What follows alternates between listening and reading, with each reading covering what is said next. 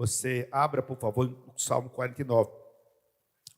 Este salmo, ele é um salmo muito tradicional, muito conhecido, né? Muito usado. E ele, portanto, fala sobre o tema do resgate da alma. É o tema do resgate, do preço do resgate de uma alma.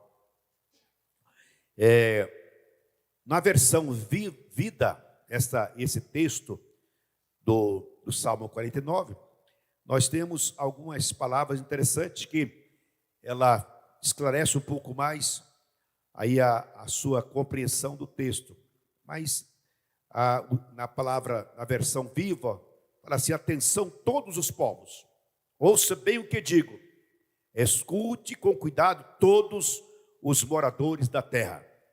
Ouçam pessoas importantes e humildes, pessoas ricas e pessoas pobres, ouçam as minhas palavras. Falarei sabedoria, minhas palavras revelarão pensamentos profundos e sábios. Né? Começa, aí diz: vou cantar ao som da harpa a resposta de um dos mais complicados problemas da vida.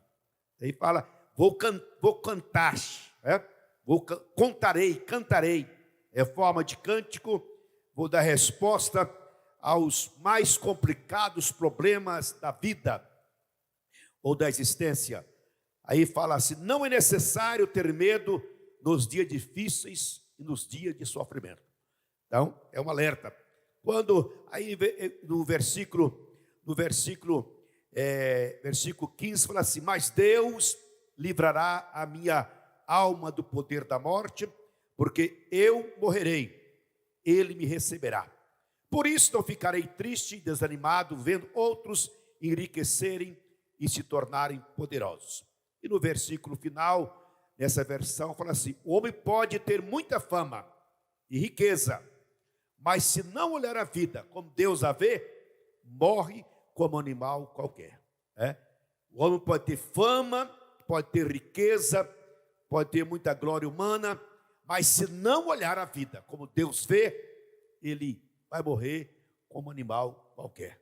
Então, esse texto que se encontra, esses dilemas, né? Esses assuntos complicados da existência humana, que encontra aqui no Salmo 49. Então, nós temos aqui resposta para os mais complicados problemas da vida, né? Que diz respeito a todos os homens, grandes, pequenos, ricos e pobres, sábios, indoutos, né? E assim por diante. Então, todas as pessoas, de uma forma ou de outra, elas são questionadoras, são indagadoras desses problemas complicados da existência humana. Ele fala, portanto, do não ter medo nos dias difíceis, nos dias de sofrimento. Fala também sobre a glória humana, ela é enganosa, a glória humana, ela é passageira, e a glória humana, ela é ilusória. Então, a glória humana não resolve, não atende, não responde, né? Não é suficiente, não é capaz de responder às questões complicadas da existência, né? E por fim, fala sobre o resgate de uma alma. O resgate de uma alma, referindo ao preço caríssimo para resgatar uma alma, né? E a incapacidade dos homens, por mais poder que tenha, por mais riqueza que tenha, em conseguir esse resgate. Então, estes assuntos que estão aqui neste Salmo 49, né? Aqui o Salmo 49, ele é um convite a nós avaliarmos, a nós considerarmos a nossa existência na perspectiva de Deus, considerarmos a nossa caminhada, a nossa vida na perspectiva de Deus, né? Porque a gente precisa, na perspectiva de Deus, ter resposta para aquilo que é assuntos, que é questões complicadas para muita gente. Nós temos aqui problema da finitude da vida, né? A vida é finita, a vida ela tem data de vencimento, a vida é temporária e, portanto, esta é uma realidade que nós encontramos aqui. Depois nós encontramos a realidade da morte, né? A morte, ela é uma realidade, né? Ela não é um assunto que é surpresa, não está na agenda, mas faz parte da agenda humana. É lógico que nós não podemos pensar que nunca, não viver pensando na morte, mas viver pensando que não vai morrer é uma estupidez, porque a morte, ela faz parte da existência humana. Bom, quanto ao engano da glória humana, a ilusão da glória humana e a temporalidade da glória humana, isso é um fato que a gente sabe, mas que os homens não sabem, os homens ímpios não sabem. Na sua consciência, na sua ideia, eles pensam que a sua riqueza, que a sua glória é suficiente, né? Que eles podem, com isso, resolver os seus problemas, as suas questões, os seus dilemas da vida e responder às questões essenciais da nossa existência.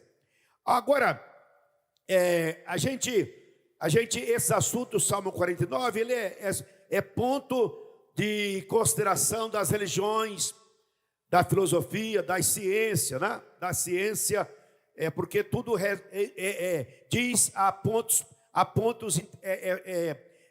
que diz a todos nós que é problema da morte, da eternidade, da glória humana, da salvação da alma. Então, tudo isso não queira, seja quem for, onde estiver, mesmo que ele não queira falar, mas no fundo do coração isso que perturba a vida de muita gente, né? Quanto à eternidade, quanto à salvação da alma, quanto àquilo que é glória verdadeira e assim por diante, né? Agora, a gente, quando vai olhar, nós que somos felizados, nós somos privilegiados, né? Nós somos mais do que felizes, mais do que bem-aventurados, por termos sido alcançados por Deus, e Deus no seu Espírito ter nos revelado esses segredos, essas verdades para nós. Porque a Bíblia diz, o texto diz aqui que o Salmo termina o seguinte: porque o homem pode ter fama e riqueza, mas se não olhar a vida, como Deus vê, este homem vai morrer como um animal irracional. Então, graças a Deus, eu espero que todos nós aqui, nós estejamos olhando a vida como Deus a vê.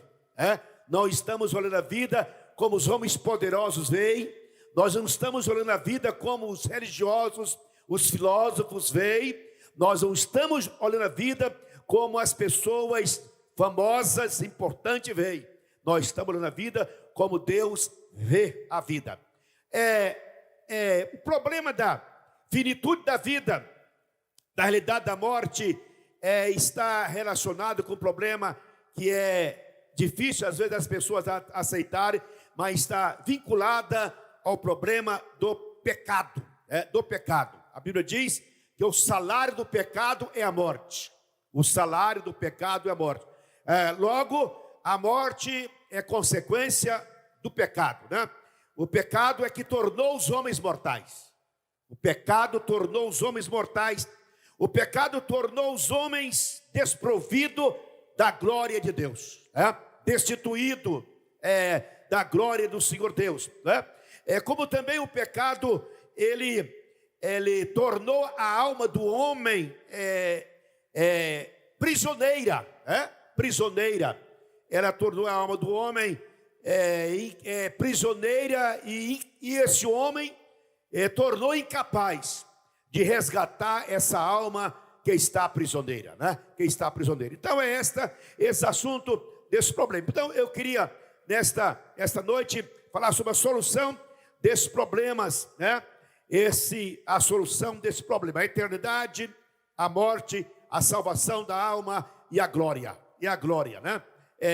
Vou citar alguns versículos. Por exemplo, 1 Samuel 2:25 fala assim: pecando um homem contra o próximo, o outro homem, Deus lhe será árbitro, né? Agora, pecando um homem contra o Senhor, quem intermediará, quem intercederá por ele, né? E você, o mesmo texto, numa outra versão, fala: e vocês pecarem contra outra pessoa, ainda há esperança. Deus tem compaixão. Agora, mas se estão pecando contra o Eterno, quem os defenderá? Então, o pecado, o erro, a falha contra o próximo, nós temos os tribunais, os recursos humanos para resolver. Mas o problema do pecado contra Deus, este aí não tem tribunal, não tem recurso humano que se resolve, né? Portanto, esse é o problema. Então, a origem da morte é o pecado. A origem da morte é o pecado. O pecado, portanto, tira do homem a imagem e semelhança de Deus, né? O pecado tirou do homem a imagem e semelhança de Deus. O pecado tira do homem o direito à glória eterna, como também à vida eterna. E ao mesmo tempo, o pecado dá o direito a Satanás. Dá o direito a Satanás a aprisionar os homens sob o seu domínio. O grande problema é esse, que o pecado, ele dá o direito, ele dá uma porta, uma condição a Satanás a dominar, a imperar sobre os homens o seu poder, a sua influência e assim por diante. Muito bem, todos os homens sequestrados por Satanás por duas razões. Primeira razão, os homens perderam a graça de Deus. Segunda razão, os homens perderam a verdade de Deus. Então, duas razões, porque o Satanás achou por direito sequestrar o homem, por perder a graça de Deus e por perder a verdade de Deus. Perder a verdade de Deus. Muito bem, eu queria, portanto, nessa noite, trazer aqui para vocês. Eu sei que nós estamos num culto onde a maioria presente são pessoas crentes, mas eu preciso falar isso aqui, porque isso é importante para a nossa vida espiritual, tá? Principalmente a você que está questionando alguma situação, alguma coisa, algum fato na vida, algum questionamento. Eu preciso falar com você nessa noite sobre isso. Olha, meus irmãos, a solução do problema da eternidade, a solução da salvação da alma, a solução da glória está na mão de Deus, tá? Está com Deus. Isso não está com ninguém. Só Deus é que tem a solução para esse problema. Só Deus tem a solução para esse problema. Ocorre que na solução divina, veja bem, na economia divina, nós temos que observar alguma coisa. Primeiro, na economia divina, uma alma vale mais que o mundo todo. Quanto vale o mundo todo para você? Essa é a pergunta. Na economia de Deus, uma alma vale mais que o mundo todo. Quanto vale, quando você pensa que o mundo vale? Então, o que você pensou, pode pensar que uma alma vale mais do que tudo isso. Então, o resgate de uma alma é caro, porque ela, na ótica da economia divina, esse resgate é caríssimo. Esta é a primeira resposta. Esse salmo pressupõe que todos os homens se encontram prisioneiros ou foram prisioneiros, tá? E que todos, por serem prisioneiros, estão sequestrados, né? Sequestrados. Agora veja bem, eu queria que você observasse o seguinte: a solução de Deus passa por três condições. Primeiro, Deus exige que essa solução fosse atendida através de ser atendida três exigências. Primeiro, uma pessoa para que pudesse atender a exigência de Deus, para tornar uma pessoa imune ou capaz de ofertar a Deus uma oferta agradável e suave, a ponto de servir de resgate para a salvação do homem, tinha que atender três princípios. Primeiro, quanto à justiça de Deus, né? O homem, essa pessoa tinha que ser justo o mais sublime aspecto da justiça. Segundo, essa pessoa que tinha que ser santa, tinha que atender à santidade de Deus. Essa pessoa tinha que ter a santidade ou ser santo no mais sublime aspecto da santidade de Deus. E terceiro, quanto à soberania de Deus, né? Essa pessoa tinha que ter uma disposição para atender toda vontade, toda soberania, todo o poder do Senhor Deus, né? Mas se uma pessoa atendesse esse predicado, essa pessoa estava nomeada, ela era digna, era aprovada para oferecer um sacrifício de resgate à alma do homem. Eu queria ler uma palavra do apóstolo Pedro, ele pregando a sua primeira mensagem após a ascensão de Cristo. Ele fala bem assim: varões israelitas, escutai estas palavras.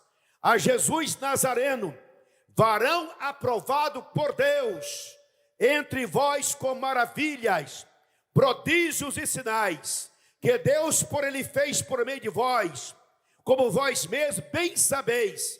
Este que vos foi entregue pelo determinado conselho da presciência de Deus, tornando-o a vós, o crucificaste e mataste pelas mãos dos injustos, ao qual Deus ressuscitou, soltas as ânsias da morte, pois não era possível que fosse a morte retida por ele, ou que a morte o retivesse. Então, nós quando olhamos para a Bíblia, nós vamos olhar Jesus atendendo as três exigências de Deus, e Jesus atendendo a exigência de poder vencer a morte. A morte, ela existe por causa do pecado. Só vence a morte quem está imune do pecado, ou a quem foi perdoado os seus pecados. Então, quando Jesus afirma, quando ele tem a aprovação de Deus, como varão aprovado pela presciência de Deus, é porque Jesus venceu a morte. Como Jesus venceu a morte? Jesus venceu a morte não foi somente pela sua ressurreição. Jesus venceu a morte porque a morte tem um direito. A morte recebeu um direito dado por Deus, que todo aquele homem que pecar, este morrerá. Então a morte recebeu o direito de conter, de aprisionar, de botar o homem nas suas entranhas. Jesus morreu, mas quando chegou sob o domínio da morte, a morte não pôde contê-lo. Não pôde contê-lo por quê? Porque ele atendia à exigência de Deus quanto à justiça, quanto à santidade e quanto à soberania. E ele não pôde conter aquele varão perfeito, aquele varão digno e aprovado pelo Senhor nosso Deus. Amém? A outra capacidade deste homem para resolver o problema, esse problema, desse dilema que nós encontramos no Salmo 49, ele tinha que atender às exigências de Deus, ele tinha que vencer a morte e tinha também que vencer a Satanás.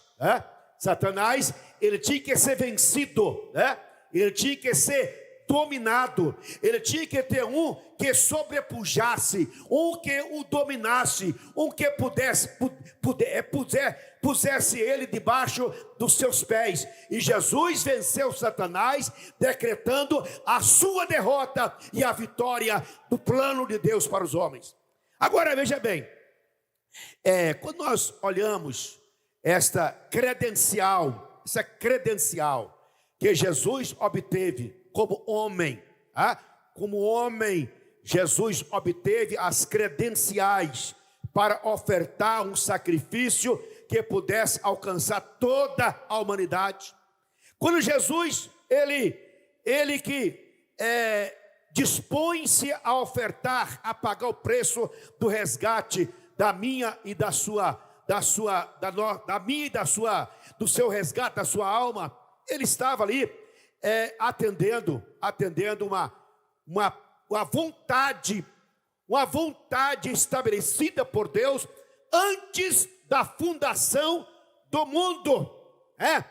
Tudo que acontece com o mundo, irmão, não é surpresa para Deus. O nosso Deus é presciente. Tudo que existe foi Ele que estabeleceu. Então, antes da fundação do mundo, Deus já havia preparado, já havia programado a sua obra, o seu plano de salvação, de resgate para o homem. Aí, nós encontramos na Bíblia que quando Jesus ele foi crucificado, ele levou consigo, diz a Bíblia, que ele cravou na cruz com ele uma promissória, uma nota promissória, cuja dívida era minha e sua, cuja dívida era impagável, cuja dívida nós não podíamos resgatar, mas Jesus cravou essa dívida na cruz e declarou para nós a nossa plena salvação, o nosso pleno perdão e a nossa plena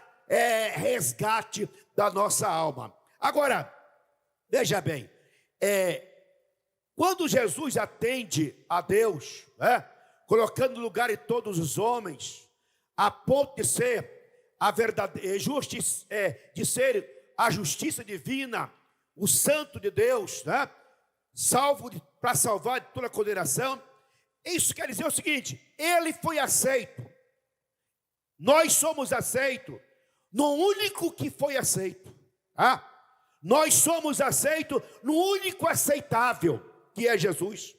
Nós somos amados no único verdadeiro filho amado, que é Jesus. Nós somos perdoados no único que nunca pecou. Nós somos justificados no único que é justo, pleno. Nós somos santificados no único homem santo. Nós somos herdeiro do único herdeiro verdadeiro, e nós somos resgatados pelo único que pode resgatar-nos, resgatar. Eu quero nesta palavra está tecendo com vocês o seguinte: o Salmo 49 é um salmo que ele vem, portanto, dizer para nós o seguinte: olha, primeira coisa que ele fala, falarei, atenção todos os povos, ouçam bem o que digo, Então, para nós, o homem geral, aí fala sobre, vou contar para você, vou dar respostas a assuntos complicados da existência humana. Aí ele fala a afirmação: não é necessário ter medo nos dias difíceis e dias de sofrimento. Então, quando o salmista está falando isso, ele diz: olha, quando você vê a vida conforme Deus vê, você não tem motivo de ficar temendo os dias difíceis, os dias de tribulação, os dias de angústia. Quando você vê a vida sob a ótica divina, a sua compreensão não é como os homens da terra, os homens que não temem Deus, que não conhecem Deus, faz avaliação. A nossa avaliação é totalmente diferente. Agora, nós temos aqui nesse versículo uma expressão bem forte para nós. É o versículo 15, que ele fala assim: após ele o salmista fazer as considerações dos sábios, dos tolos, dos ignorantes, dos vaidosos, dos que pensam que sua glória resolve o problema, que a sua riqueza lhe atende, que nunca pensa que vai morrer, que a morte não vai lhe chegar. Aí ele faz a seguinte conclusão: olha, mas Deus livrará a minha morte, a minha vida do poder, a minha alma do poder da morte. Sabe, porque quando eu morrer, Ele me receberá. Quando eu morrer, Ele me receberá. Aqui, aí ele fala assim: por isto, não fiquem tristes e nem fiquem desanimados, vendo os outros que se enriquecem, que tornam poderosos, que têm fama, que que constrói os seus monumentos, que põe o nome nas suas construções, que põe o nome na sua terra, no seu prédio, na sua fazenda, essa coisa assim. Aí vocês não fiquem desanimados com isso, não. Não pensem que isto é comparável com vocês têm. Sabe por quê? Porque quando vocês, a sua alma, Ele vai livrar do poder da morte e vai receber cada um de nós totalmente imortais e eternos para todo sempre. Glória ao Senhor Deus. Agora, esse Salmo 49, ele é um convite a gente olhar a vida como Deus a vê. Olhar a vida como Deus vê. Nós, depois de algum tempo após a pandemia, nós vamos escutar muitas conclusões, muitas histórias. Vai dar muito livro, né? Vai dar muita manchete, vai dar muita história esse negócio aqui. Vai dar muita conclusões. Daqui a alguns anos você vai ver, vai dar novela, vai dar filme, vai dar livro, vai dar muitas coisas aí para comentar. Agora, muitas pessoas vão ficar enganadas, vão iludidas, vão ficar, a glória não resolveu, mas a gente como crente, irmão, a gente precisa estar consciente de uma coisa, a gente precisa olhar para a vida, a realidade da vida, os dias difíceis, a luta da vida, o cotidiano, os problemas complicados. Todos nós temos problemas complicados. Às vezes você pensa que o seu é complicado, você vai contar para outro, se fosse esse o meu problema, era pouco. Então todos nós temos nossos problemas complicados, os nossos dilemas. Os nossos dilemas são comuns a todos nós. Agora, o que o salmista está nos convidando é nós olhar para tudo que é complicado, tudo que é difícil, tudo que é problema, olhar como Deus vê. É esta a mensagem que nós temos nessa noite. Olhar para tudo, as coisas da vida como Deus vê. Sabe por quê? Deus em Cristo Jesus revela para nós o seguinte: olha, tudo que Deus planejou acontece de forma cabal, de forma terminativa, de forma devida. Eu preciso então olhar para a minha vida, não é sobre as complicações da vida. Eu preciso olhar para a minha vida, não é pelas dificuldades dos dias difíceis. Eu preciso olhar para a vida, não com base no que eu realizei, mas olhar para a minha vida com base no que Deus fez por mim, no que Deus garantiu por mim, no que Deus mostrou para mim, no que Deus revelou para mim. Agora, deixa eu concluir essa palavra para você nessa noite, uma coisa. Quando a Bíblia fala, o Salmo fala, porque o resgate de uma alma é caríssimo. É caríssimo. Você percebeu quanto você vale para Deus? O quanto você vale para Deus? Primeiro, você vale para Deus muito mais do que você vale para você mesmo. Você vale para Deus muito mais do que você vale para você mesmo. Você vale para Deus muito mais do que você tem. Você vale muito mais do que você é. Deus dá o valor para você. Se você puder calcular, é isso. A sua alma vale mais que o mundo inteiro. Amém? Então, se Deus me valoriza tanto assim, por isso eu nunca posso desprezar o recurso divino para a minha vida. É esta a verdade que Deus está nos revelando, né?